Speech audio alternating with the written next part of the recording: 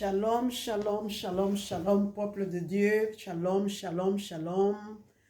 Comment vous allez? J'espère bien que vous allez bien.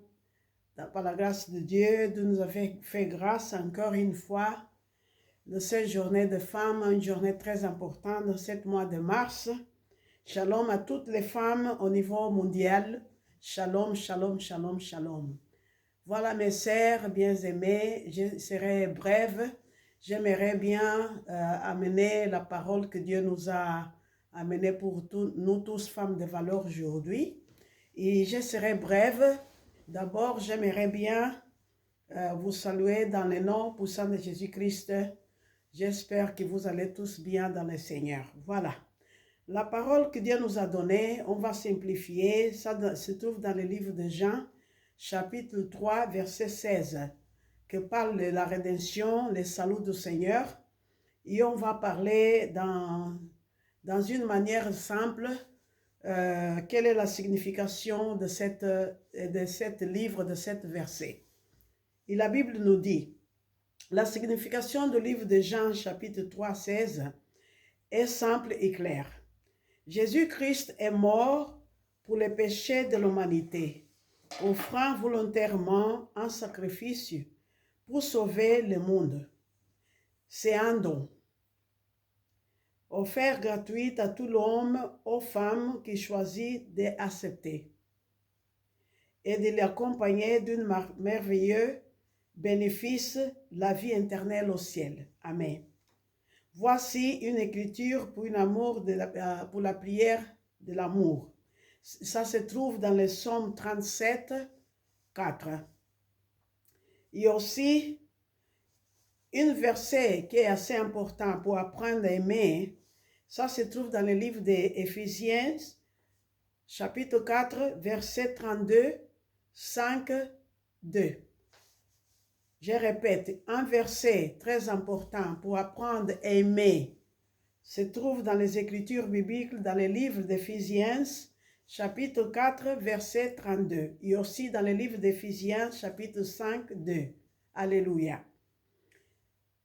Dieu m'a mis au cœur d'amener cette parole en 3 parties. Femme vertueuse pour aujourd'hui. D'abord, parler de la rédemption, parce que c'est par là qu'il y a tout à commencer, même la création, c'était tous pour amour de Christ. Et alors, la deuxième partie, on va définir vraiment qui est la femme vertueuse. Et la troisième partie, comme bien sûr, l'importance de la prospérité, parce que c'est un don de Dieu, et aussi l'importance pour agrandir le royaume de Dieu. Parce que sans la prospérité, on ne peut pas agrandir le royaume de Dieu. Et on va définir par rapport aux principes bibliques que cela, ça veut dire. Alors, si vous aimez mes femmes vertueuses, je vais aller là-bas. La deuxième partie, on va décrire la femme vertueuse. Voilà, la deuxième partie. La Bible nous pose la question, c'est-à-dire Dieu même, il pose la question, qui trouvera une femme vertueuse? La Bible nous dit, la valeur d'une femme vertueuse dépasse cela de bijoux raffinés. Et une de ces jeux est de rubis. Une de ces bijoux, c'est le rubis. Regarde ça, femme de valeur. Avez-vous déjà remarqué ou imaginé la valeur de ces bijoux raffinés? Voilà. Comme les rubis et les diamants et les citrines et les saphirs, l'émeraude et l'émeraude des autres pierres précieuses. Femme, sais-tu que pour obtenir cette pierre, il faut faire de filets profondés, affinés et tout un processus pour arriver jusqu'au vendeur. Et vous aussi, les femmes vertueuses comme cela. Votre valeur est très précieuse aux yeux de Dieu. Et quelles sont les qualités de cette femme vertueuse? Quelles sont les qualités de cette femme vertueuse? C'est-à-dire que maintenant, on va définir les qualités d'une femme vertueuse. On a vu au début qu'une femme vertueuse, sa valeur dépasse même des pierres très précieuses. Et là, maintenant, on va définir les qualités d'une femme vertueuse. Premièrement, une femme vertueuse est la crainte à Dieu. Une femme vertueuse, elle est courageuse, disciplinée, guerrière, spéciale, belle. Une femme vertueuse est une reine de Dieu, car elle est revêtue d'une identité de Christ, en Christ Jésus. À partir du moment où elle reçoit le Christ comme son rédempteur, une femme vertueuse est une mère, une femme vertueuse est une épouse, une femme vertueuse est une célibataire, une femme vertueuse est couverte de vertus divines. Les personnages symbolisent le caractère de Dieu en partageant son intimité avec Dieu. Femme vertueuse, elle est aimée de Dieu. Elle aime la présence de Dieu et ses paroles. Une femme vertueuse, elle est autonome. Une femme vertueuse, elle est entrepreneur. Une femme vertueuse, elle est investisseuse. Elle est douée en affaires. Elle est une bonne gestionnaire. Une femme vertueuse sait gérer son foyer. Elle n'est pas paresseuse. Une femme vertueuse, elle réussit tellement dans son entreprise qu'elle aide même ceux qui ont besoin. Elle est philanthrope. Avec ses gains, elle fait don d'actions caritatives. Une femme vertueuse accomplit les tâches simultanées. Mais malgré toutes ses vertus et capacités, surtout, elle a craint en Dieu. Alléluia. Amen. Loué soit le nom du Seigneur. Alléluia. Maintenant, femme vertueuse, on a vu la caractéristique d'une femme vertueuse. Maintenant, on va passer dans la troisième partie. Et ça, on va parler un peu des affaires. On va parler un peu des affaires. Parce qu'une femme vertueuse, une enfant de Dieu, elle est une personne riche en Christ Jésus. Alors, on va parler aussi de ça parce que la prospérité aussi, c'est un important outil pour la vie quotidienne, pour un enfant de Dieu. Parce que Dieu nous promet de nous donner la richesse, parce que la richesse vient de Père. N'est pas la richesse de ce monde, mais la richesse qui vient de Père lui-même. Et comment on peut avoir, je vais vous donner 3 à 6 points stratégiques basés sur la Bible, dans le livre de Deutéronome 18, 8. Vous pouvez voir soi-même et lire cet verset pour arriver à comprendre comment un enfant de Dieu peut être riche, devenir riche avec des principes bibliques basés sur les livres de Deutéronomie 18, chapitre 18, verset 8. Et le premier point, on va voir que pour un enfant de Dieu réussir et être riche, vraiment, la première des choses, elle doit considérer et reconnaître Dieu avec ses revenus, tous les revenus et tout ce qu'elle fait dans sa vie. Elle doit mettre Dieu d'abord. Il doit considérer Dieu d'abord. Il doit consulter Dieu d'abord. Il doit faire Dieu comme son premier partenaire dans tout ce qu'elle fait. Il doit rendre ses dîmes offrandes à Dieu par rapport à la parole de Dieu dans le livre de Deutéronome 18, 8. Amen. Amen. Maintenant, on va voir le deuxième point.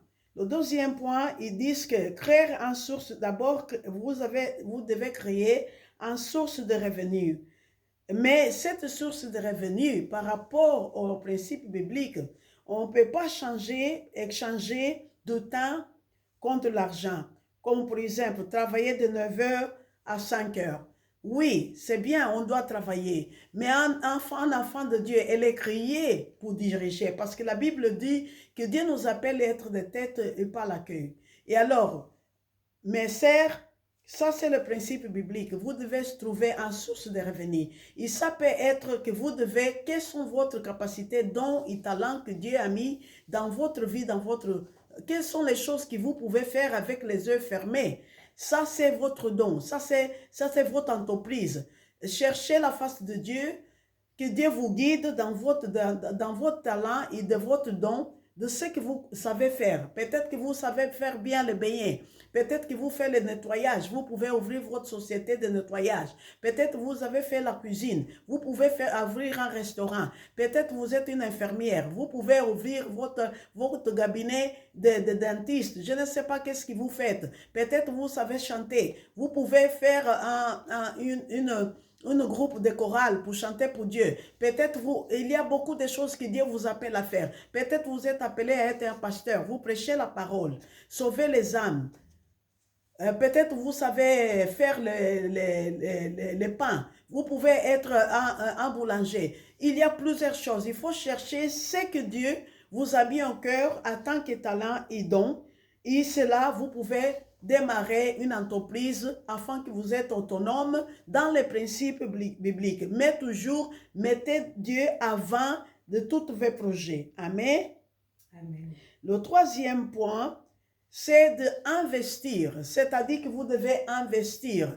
Quand vous recevez votre ressource de revenus, soit vous travaillez ou soit vous avez une business, vous devez toujours investir, trouver une manière de réinvestir, soit dans votre business, d'élever votre business afin que vous pouvez mettre dans une première catégorie et être très connu et multiplier cette entreprise dans plusieurs cités, dans plusieurs pays. Ça veut dire que vous devez multiplier votre source de revenus, investir.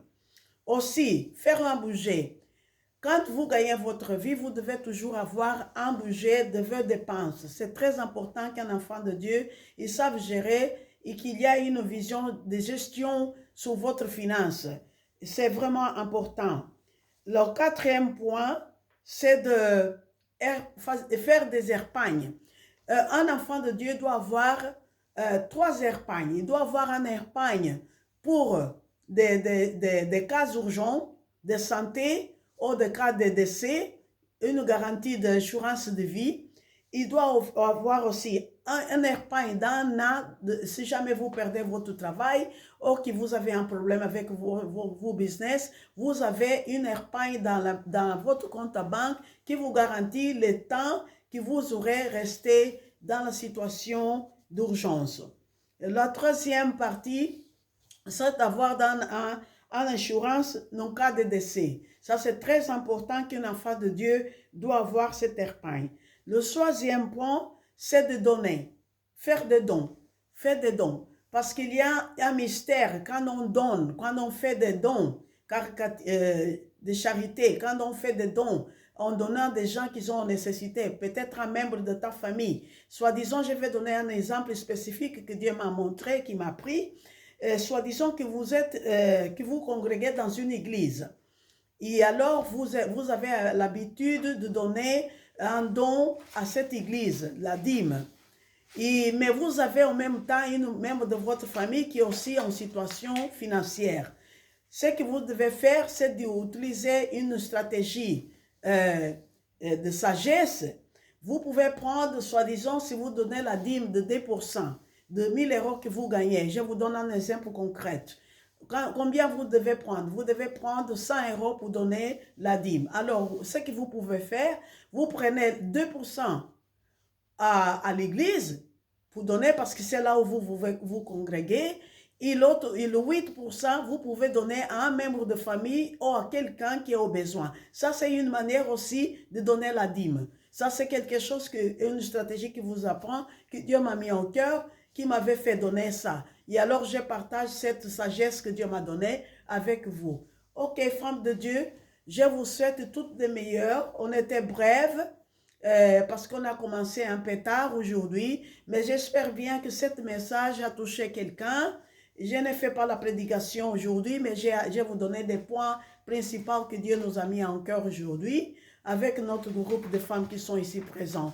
Femmes de Dieu, je vous souhaite toutes de bien, toutes de meilleures pour vous et bonne continuation à cette jour international des femmes de valeur. Et j'espère bien que ce message a touché, même si c'est une personne, ça a déjà la gloire pour le Seigneur. Merci beaucoup pour votre temps, merci beaucoup pour tout et j'espère que vous continuez cette journée de femmes de valeur dans la paix, dans la joie, dans la protection de l'amour de Dieu, dans le nom puissant de Jésus-Christ. Shalom, shalom, prophétesse Virginia Santos. Shalom, je vous aime beaucoup et Christ vous aime encore plus. Shalom, shalom, merci beaucoup, bonne journée, bye bye, until next time, bye bye.